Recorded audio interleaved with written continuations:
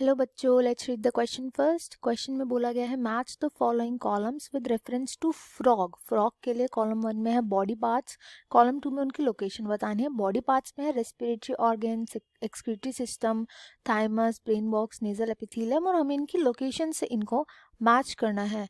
तो जो यहाँ पे हम की कॉन्सेप्ट यूज़ करेंगे, हम यूज़ करेंगे फ्रॉग का, फ्रॉग की अनाटमी के बारे में। बहुत ही सिंपल सा क्वेश्चन है ये। अगर आपको ज़्यादा नॉलेज नहीं है तब भी आप इसको इजीली सॉल्व कर पाएंगे अगर आपको फ्रॉग के बारे में थोड़ी बहुत जानकारी है। तो देखो, रेस्पिरेटरी सिस्टम जो होता है फ्रॉग के अंदर वो दो तरीके से होता है। एक तो वो स्किन से रेस्पिरेशन करता है, दूसरा अगर वो लैंड पर होता है और उसकी स्किन मॉइस्ट नहीं है तो वो लंग्स से रेस्पिरेशन करता है। स्किन से रेस्पिरेशन करने के लिए बहुत इंपॉर्टेंट है कि उसकी स्किन जो हो वो मॉइस्ट हो। ये बहुत ज़्यादा इंपॉर्टेंट होता है उसके लिए, तभी ऑक्सीजन जो होता है उसका डिफ्यूजन हो पाता है अक्रॉस द स्किन। बट अगर स्किन नहीं है मॉइस्ट तो किस पे स्विच कर जाता है, रेस्पिरेशन का प्रोसेस लंग्स से करता है। फिर जो फ्रॉग होता है वो लंग से रेस्पिरेट करता है। तो जो ऑप्शन ए है वो मैच हो जाएगा सेकंड, स्किन के साथ। उसके बाद आता है एक्सक्रीटरी सिस्टम। अब एक्सक्रीटरी सिस्टम, जो एक्सक्रीशन जो होता है फ्रॉग के अंदर, वो होता है क्लोएका के थ्रू।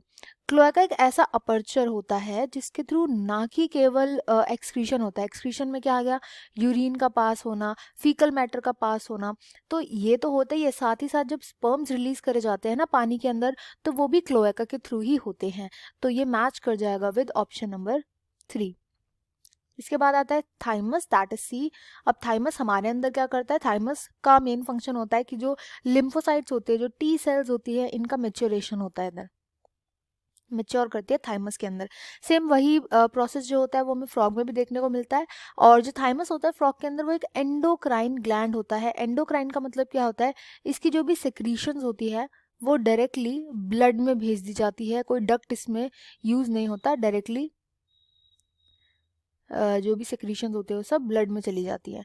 तो ये एक एंडोक्राइन ग्लैंड की तरह काम करता है और इसलिए मैच हो जाएगा फर्स्ट के साथ। इसके बाद नेक्स्ट आता है ब्रेन बॉक्स। तो ब्रेन बॉक्स, जैसे इसका नाम है, हमारे पास जो ब्रेन बॉक्स होता है उसका नाम क्या होता है, क्रेनियम। क्रेनियम के अंदर हमारा ब्रेन प्रेजेंट होता है।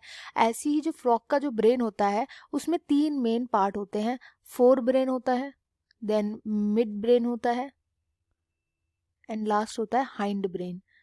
तो 3 पार्ट में डिवाइडेड होता है और ये ब्रेन किसके अंदर प्रेजेंट होता है, ब्रेन बॉक्स में, जिसको हम क्रेनियम भी बोलते हैं। तो ये फोर्थ के साथ मैच हो जाएगा।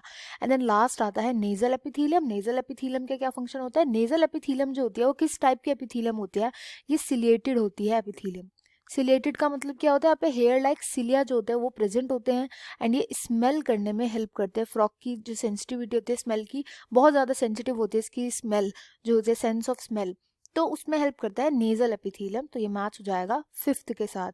और इसका जो राइट आंसर है वो जाएगा ऑप्शन फर्स्ट। तो I hope you understood it well. Best of luck and thank you.